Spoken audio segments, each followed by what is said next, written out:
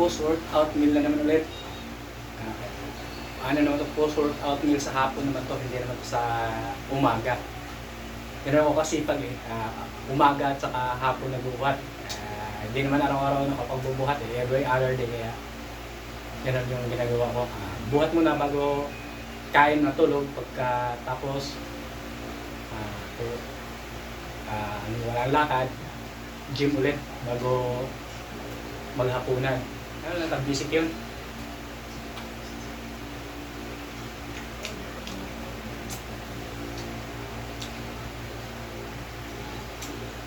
Hindi na mukhang pinastigo yung itlog ko. Sinipag na ako kaya nilaga ko na, hindi ko na sinabay sa pag-init ng paksyo.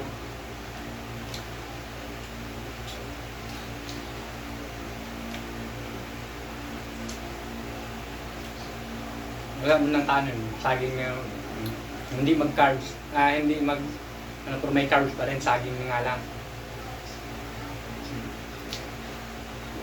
Saging na tumpok-tumpok lang, yun lang yung kaya ng budget eh. Tapos bangus pa ulit. Nagkataon na nagtripan mag-video na naman, bangus na naman yung ulam ko. Nung isang linggo, tilapia. Yun yung dalawa na mataas yung protein na isda, tapos medyo mura. Lalo ng tilapia, yung mga 150 isang kilo.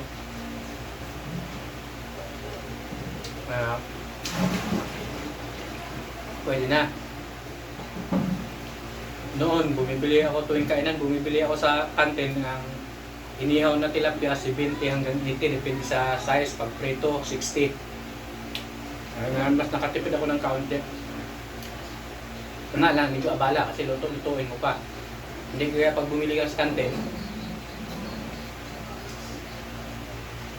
o kaya kumain ka sa kantin, pag tayo mo, wala ka ng obligasyon, wala kang hugasin.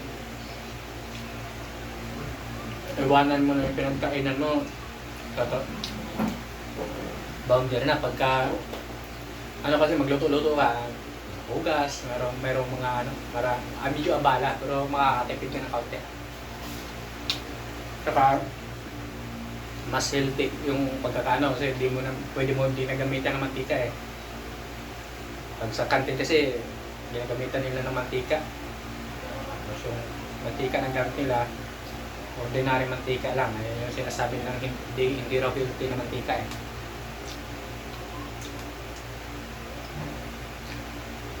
Ayan na lang.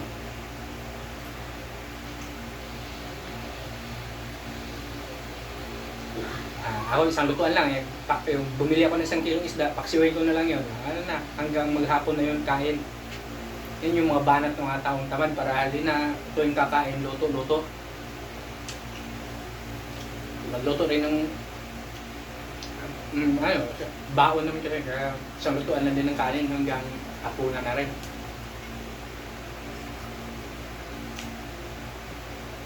Hindi na abala.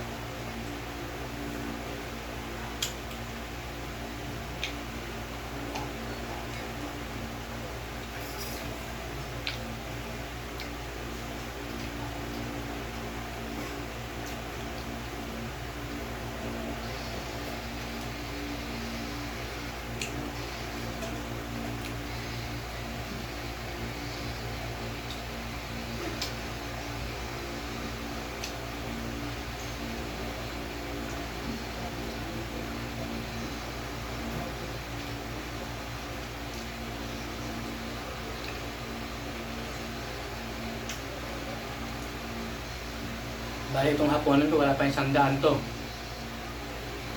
Halagang 170 na bangus, 3 piraso, 3 kainan, tapos 20 na saging, saka 30 pesos na itlog. Parang mahina ako smart, hayaan mo na.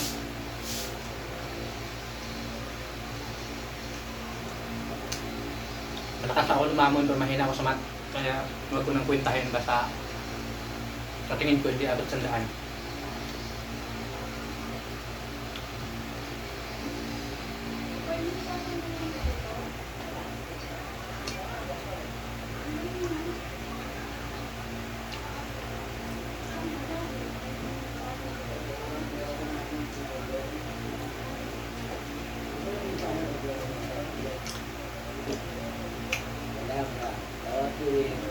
Sandal pa. 80, 86. Di pala. Tama. Balik pa sandal pa.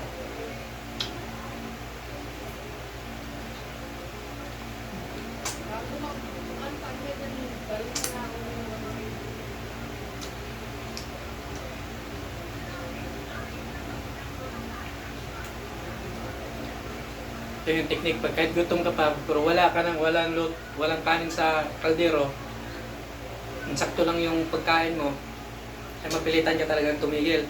Masarap pa sana kumain, kaso nga lang, wala na eh. Kailangan pa, pagka gusto mo pang kumain, lalabas ka pa, bibili ng pagkain sa labas. Okay. Sira yung diet pagka gano'n. Ito yung technique. Pag magsaing ka, kaunti lang, tapos pag magluto ka, yung tama lang din na sukat mo para hindi masira yung diet. Hindi raw masira. Kumain ako kanina ng chichirya.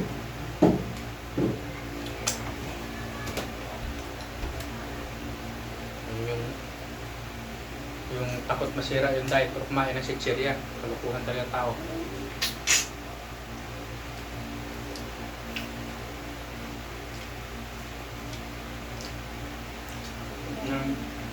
Yung sinasabing kahit hindi perfect yung discipline mo, kahit nasa mga 70%, mayroon pa rin magkikitang progress kasi 70% lagpas nasa 50-50 eh. Talutuhan pa yung mga kasi huwag lang kayo maniwala sa akin kasi pag si Abay ba ito, mga Bisaya, pagputol ko lang